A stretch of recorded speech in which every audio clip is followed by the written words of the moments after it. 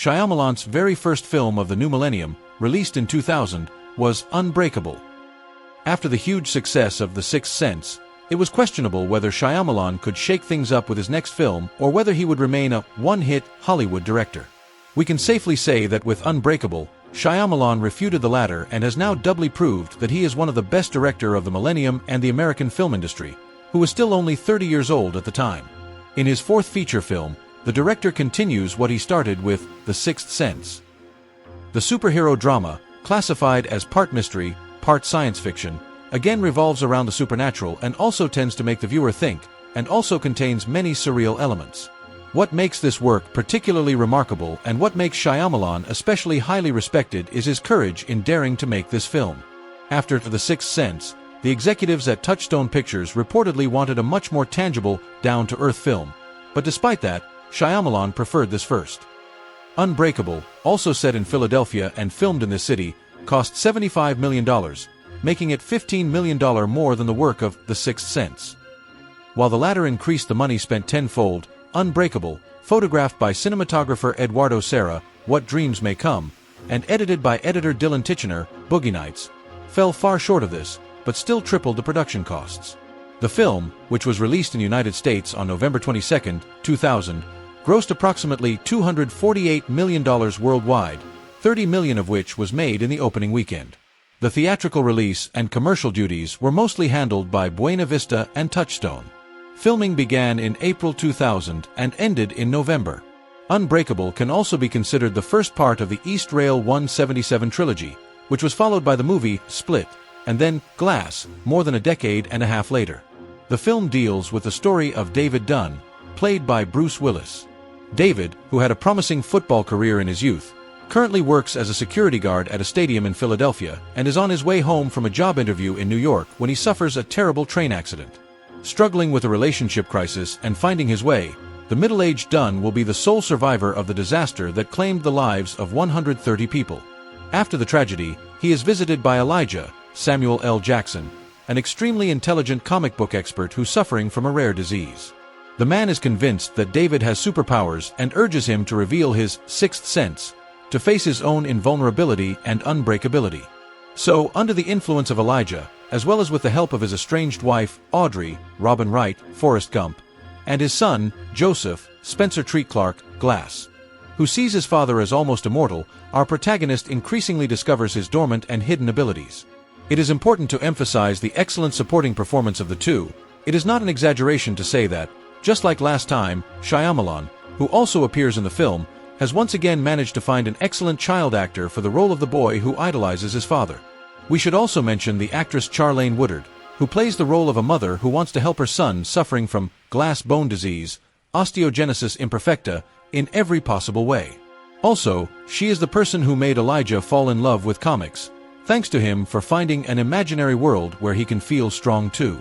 What might be interesting is that in real life he is 5 years younger than Samuel L. Jackson, who plays his son in the film. As in his previous films, Wide Awake, The Sixth Sense, the director moves the story forward through the detailed presentation of several relationships. As a start, we can see David's relationship with Audrey, the broken and ending marriage, which maybe will be strengthened again due to the tragedy and maybe it will be like before. The second important bond that largely determines the plot is the very deep and intimate relationship between David and his son Joseph. For the man, his child is almost the only support in his career-less life, which he believed to be aimless until then. And thirdly, there is David and Elijah, the correlation of the two opposites. Strength and weakness, light and darkness, immortality and mortality. The two contradictory, yet indefinable without each other, two characters who cannot do without each other are the main symbols of the film.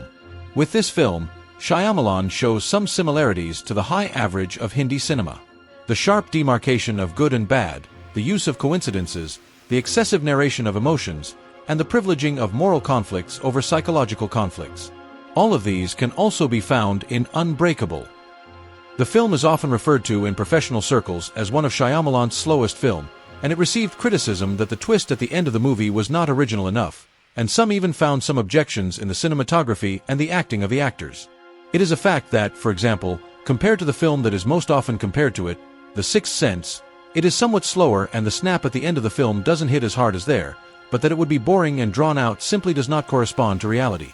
The precise script writing, the camera settings, which have also become the director's signature, and the placement of the dialogues on an island, as well as the restrained, without connotations, yet gradual story progress and character development all prove that whoever watches this film will once again see a professional work. Observant eyes may notice that, just as the main characters in comic books have different color schemes, the main characters in this film also have different colors.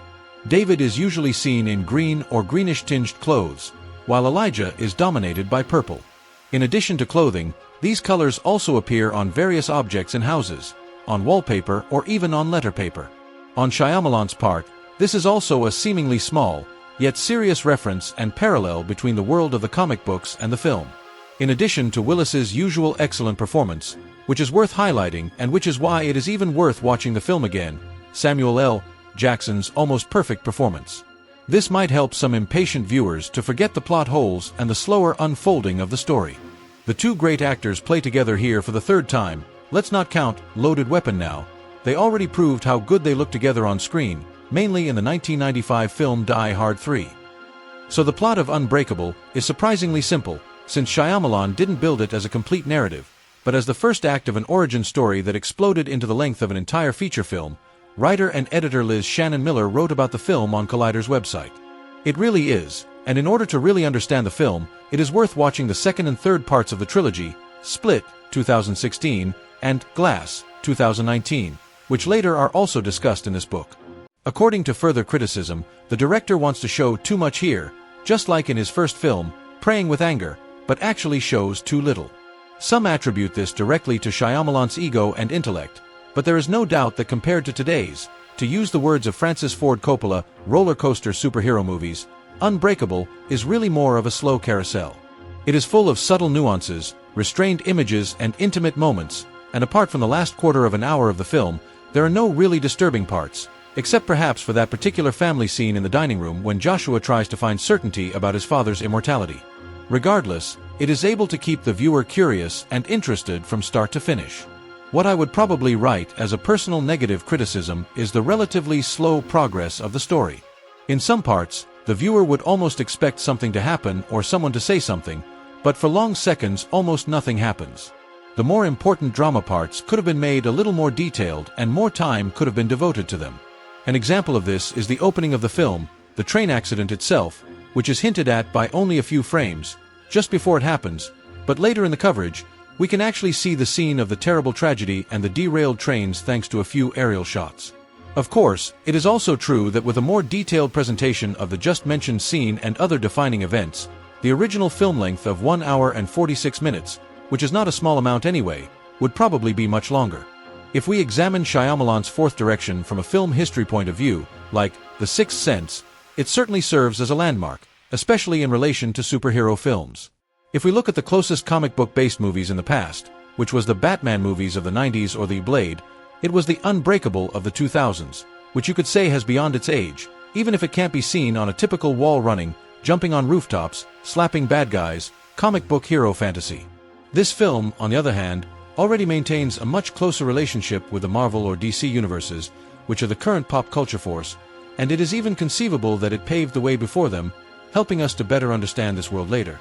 In the film, James Newton Howard was also responsible for the musical undertones, and we feel that give us the creeps in each scene due to his dynamic and powerful, but not exaggerated, but indeed emotional chords. All in all, the film received mostly positive reviews, with critics even praising the film's aesthetics, the rich visual textures built by Shyamalan's team, and especially its music. It can be said that the film has created a cult around itself and has found a very serious follower base, whether among young psychology students or fans of mystical thrillers or superhero films.